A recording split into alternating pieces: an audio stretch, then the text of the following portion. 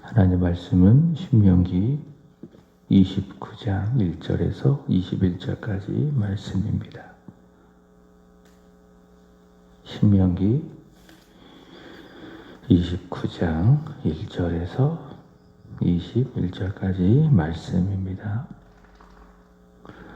호렙에서 이스라엘 자손과 세우신 언약 외에 여호와께서 모세에게 명령하여 모압 땅에서 그들과 세우신 언약의 말씀은 이러하니라. 모세가 온 이스라엘을 소집하고 그들에게 이르되 여호와께서 애굽 땅에서 너희 목전에 바로와 그의 모든 신하와 그의 온 땅에 행하신 모든 일을 너희가 보았나니 곧 그 큰 시험과 이적과 큰 기사를 내 눈으로 보았느니라.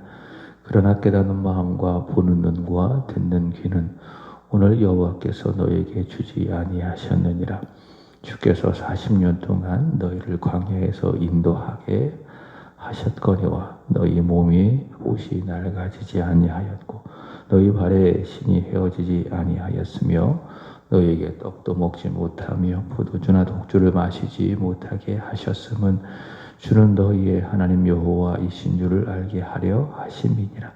너희가 이곳에 올 때에 헤스본 왕 시온과 바산 왕 옥이 우리와 싸우러 나왔으므로 우리가 그들을 치고 그 땅을 차지하여 르우벤과 갓과 므낫세 반지파에게 기업으로 주었나니 그러즉 너희는 이 언약의 말씀을 지켜 행하라. 그리하면 너희가 하는 모든 일이 형통하리라. 오늘 너희 곧 너희의 수령과 너희의 지파와 너희의 장로들과 너희의 지도자와 이스라엘 모든 남자와 너희의 유아들과 너희의 아내와 및 내 진중에 있는 객과 너희를 위하여 나무를 베는 자로부터 물 깃는 자까지 다 너희 하나님 여호와 앞에 서 있는 것은 내 하나님 여호와의 언약에 참여하며 또 내 하나님 여호와께서 내게 하시는 맹세에 참여하여 여호와께서 내게 말씀하신 대로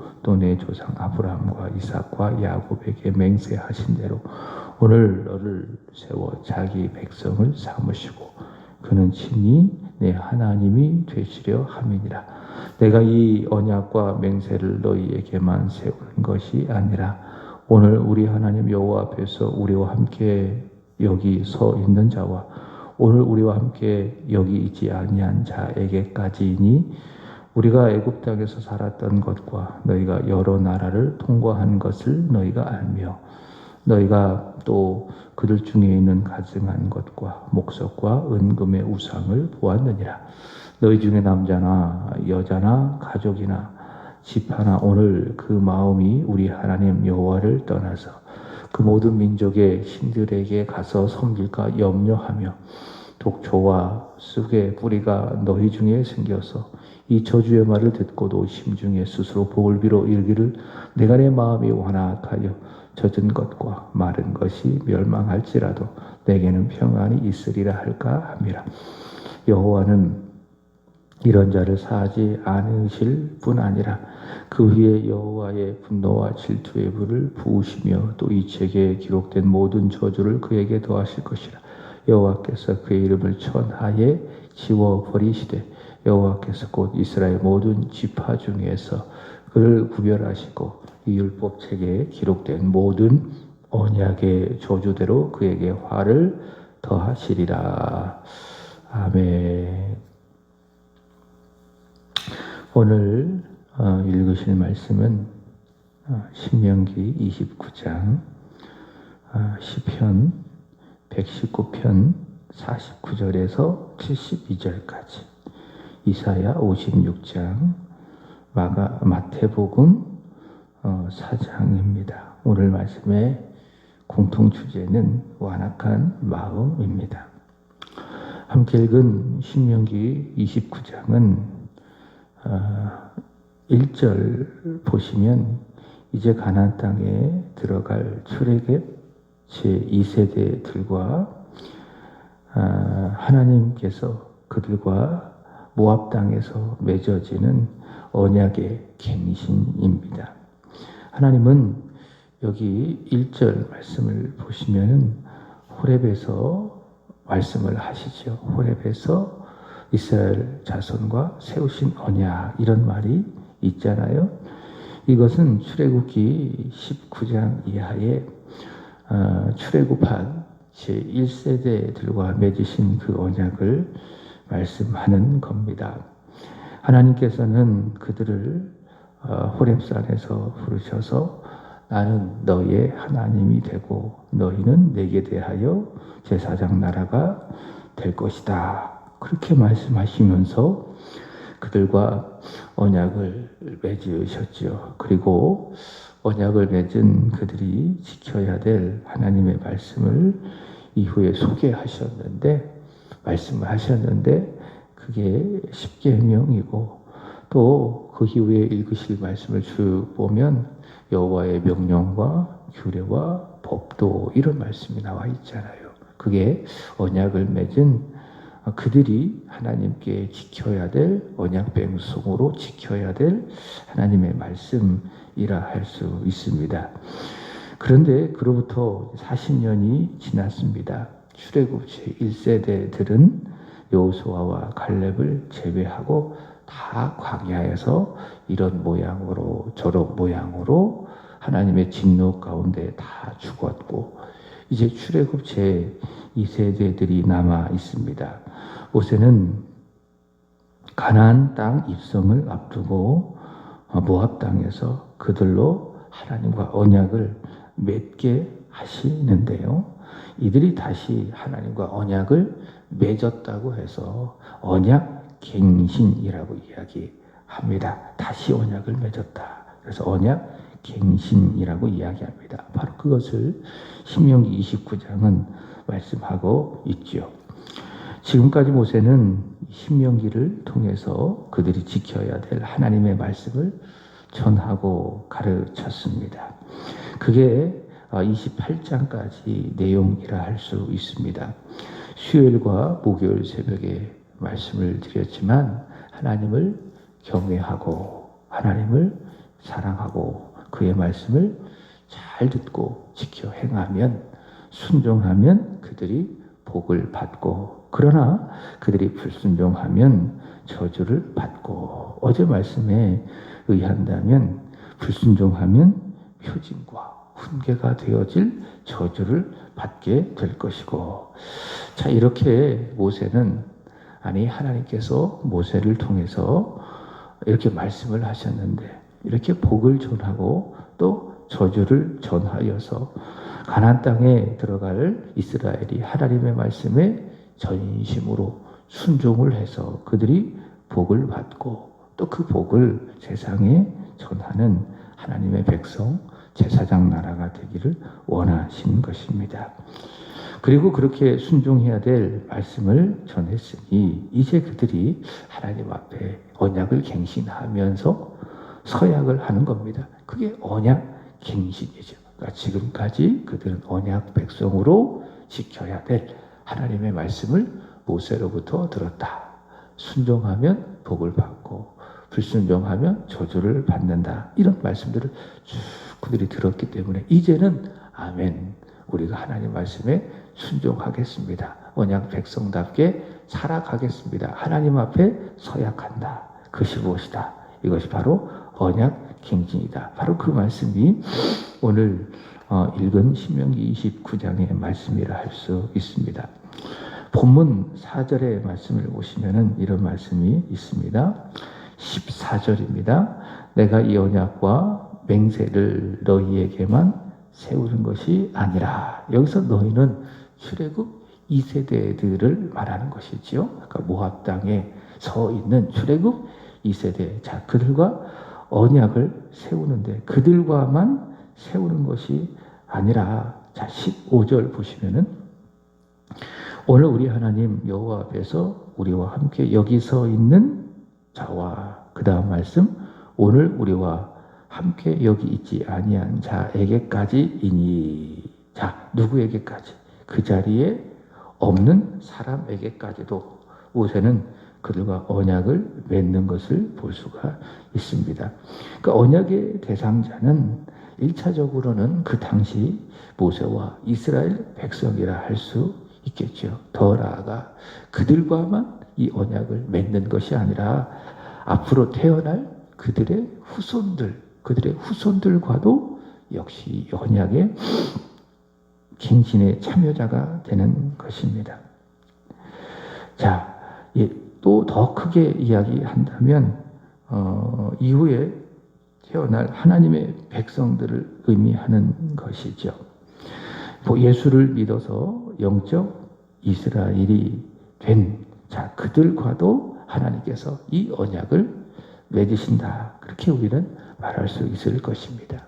이 언약의 대상자는 그 당시 이스라엘 백성들, 또 그들을 통해서 태어날 이스라엘 자손들, 더 크게 보면 예수를 믿고 구원받은 영적 이스라엘, 그들도 바로 이 언약의 참여자가 된다라고 하는 것입니다.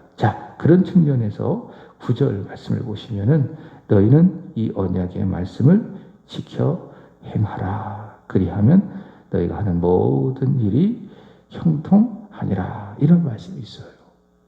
그 당시 이 언약을 맺는 그들도 이 말씀을 지켜야 되는 것이고, 지금까지 모세가 전했던 하나님의 말씀들이 있잖아요. 그걸 지켜야 되는 것이고, 또 그 이후에 태어날 자손들도 지켜야 되는 것이고, 또 예수를 믿고 구원받은 사람들도 바로 이 언약의 말씀을 지켜야 하는 것이고, 오늘 여기에 있는 저와 여러분들도 15절의 말씀이 해당되어져 있는 거예요. 우리와 함께 여기 서 있는 자와 오늘 우리와 함께 여기 있지 아니한 자에게까지도 바로 이 언약이 맺어진다. 저와 여러분도 예수 피로 말미암아 언약을 맺어서 하나님의 백성, 하나님의 자녀 되지 않았습니까? 그렇기 때문에 오늘도 우리도 이 언약의 참여자가 되는 거예요. 그러므로 이 언약의 말씀을 지켜 행하라. 그리하면 너희가 하려는 모든 일이 형통하리라. 이 말씀이 우리에게도 적용되는 것 아니겠습니까? 언약의 말씀이 무엇인가? 사랑이죠. 사랑. 하나님을 사랑하고 또 이웃을 진심으로 사랑하는 것. 예수님 말씀하신 것처럼 요한복음 13장 34절 새 계명을 너희에게 주노니 서로 사랑하라. 내가 너희를 사랑한 것 같이 너희도 서로 사랑하라. 사랑하는 거죠. 하나님을 사랑하고 내 이웃을 내 몸처럼 사랑하는 것. 그것이 무엇인가? 우리가 지켜야 될 언약의 말씀. 그 말씀을 잘 지켜 행하면, 순종하면 우리가 하는 모든 일이 어떻게 된다? 형통하게 된다. 그 말씀을 하고 계십니다. 그렇지만 이 언약을 갱신하는데 또 이 언약하에 순종해야 함에도 불구하고 또 순종하지 않는 이 악에 대해서도 모세는 이어지는 말씀에 보면 경고를 하고 있습니다. 언약 갱신, 언약의 참여자. 너희가 하나님 말씀에 순종해라. 반면에 순종하지 않은 그 악, 거기에 대해서도 모세도 경고한다. 18절 보시면은 예를 든다면 그겁니다. 18절 보시면은 너희 중에 남자나 여자나 가족이나 집하나 오늘 그 마음이 우리 하나님 여호와를 떠나서 그 모든 민족의 신들에게 가서 섬길까 염려하여 독초와 쑥의 뿌리가 너희 중에 생겨서 독초와 쑥의 뿌리, 이것은 문자적으로 그 의미를 받을 것이 아니라 영적인 의미로 받아야 되겠죠. 무엇인가 하면 인간 내면에 깊숙이 자리 잡은 이 죄악을 의미하는 겁니다. 그게 뭡니까? 그것이 바로 독초와 쑥의 뿌리, 인간 내면에 있는 하나님을 향해서 늘 거역하는, 우리가 하이델베르크 교리문답에서 공부를 한다면 인간의 부패하고 타락한 본성, 하나님과 이웃을 사랑하지 않는 성향, 이게 뭐예요? 인간 내면에 있는 죄성 아니겠습니까? 이것을 독초와 쑥의 뿌리라고 이야기하는데, 19절 말씀을 보시면은 그 독초와 쑥의 뿌리를 따라서 그 마음이 완악해져서 하나님을 떠남으로 말미암아 화를 당할 수 있으니 삼가 언약갱신에 참여하는 너희는 그런 마음을 멀리하고 그런 마음을 갖지 않도록 힘쓰고 오히려 깨끗하고 좋은 마음으로 하나님의 말씀을 지켜 행하라. 그리하여 복을 받아라. 또 지켜 행하면 형통하게 될 것이다. 자, 그 말씀을 하고 있습니다. 그러니까 마음이 완악해지지 않도록 조심하라. 언약행실에 참여하는 언약의 당사자로서 마음이 완악해지지 않도록 조심해라. 너희 마음에 독초와 쓱의 뿌리, 그 악으로 말미암아 그 마음이 완악해지지 아니하도록 조심해라. 자, 그 말씀을 하고 있습니다. 시편 119편 70절에 보면 이런 말씀이 있습니다. 자, 완악한 마음을 뭐라고 이야기하느냐? 자, 보세요. 그들이 마음은 살쪄서 기름덩이 같으나, 이렇게 말씀하고 있어요. 오늘 읽으실 시편 119편 70절에 보면 마음은 살쪄서 기름덩이 같다. 완악한 마음은 이렇게 표현하고 있습니다. 우리 몸이 그렇지 않습니까? 먹기만 하고 운동을 하지 않는다면 어때요? 살이 찌고, 그래서 기름덩이가 되는 거예요. 그러니까 안 먹고 움직이지 않으면 살이 계속 찌는 것이죠. 그러니까 먹고 움직이지 않으면 계속 살이 찌고 그 자체가 비만 덩어리, 기름 덩어리가 된다라고 하는 것이죠. 내 마음도 마찬가지입니다. 내 마음. 영적으로 운동하지 않으면 어떻게 되느냐? 자꾸 살이 찌는 거예요. 영적으로. 비만. 그 다음에 기름 덩어리가 되어버리는 거예요. 무엇이? 내 마음이. 그러니까 영적 운동이 무엇입니까? 자꾸 말씀을 읽는 거죠. 그리고 기도하는 것이죠. 이런 영적 운동이 없으면 내 마음이 악해지는 겁니다. 그러니까 마음에 나쁜 살이 찌고 기름덩이가 되어져서 마가복음 4장에 예수님께서 말씀하신 것처럼 길가 같은 딱딱한 마음. 그러니까 말씀을 들어도 듣기는 듣지만은 사단이 곧 빼앗아 가버리는 그 딱딱한 길가와 같은 마음의 상태. 그게 어떤 상태예요? 마음이 살찌고 기름덩어리가 된 그런 마음의 상태 아니겠습니까? 이사야 56장 11절, 12절 보시면은 완악한 마음을 자기 이익만을 추구하는 마음이라고 이야기합니다. 자, 그리고 말합니다. 우리가 독주를 잔뜩 마시자. 그러니까 마음이 살찌워지고 기름덩이가 되어졌으니 자기만 생각하잖아요. 자기 이익만 생각하잖아요. 그리고 세상의 쾌락, 우리가 독주를 마시자 추구하는 것 아니겠습니까? 마태복음 4장에서도 마귀는 예수님을 시험하면서 결국 이 완악한 마음, 인간의 마음을 완악하게 하기 위해서 예수님께 하듯 어떻게 합니까? 세상의 것을 자꾸 바라보게 해요. 그것이 무엇입니까? 마태복음 4장 8절, 천하 만국과 그 영광입니다. 물질적이고 자꾸 세속적인 것에 집중하게 하고 집착하게 해서 그 마음을 완악하게 하는 겁니다. 그 마음을 살찌게 하고 기름덩어리가 되어버리게 만듭니다. 그게 마귀가 하는 일입니다. 자, 말씀을 마칩니다. 사도 바울은 갈라디아서 5장 24절에서 그리스도 예수의 사람들은 육체와 함께 그 정과 욕심을 십자가에 못 박았다. 그렇게 말씀합니다. 완악한 마음, 이기적인 마음, 살찌고 기름덩이와 같은 그런 마음, 세상 욕심을 추구하는 마음, 불순종하는 마음, 이 모든 완악한 마음들을 저와 여러분들이 십자가에 못 박아.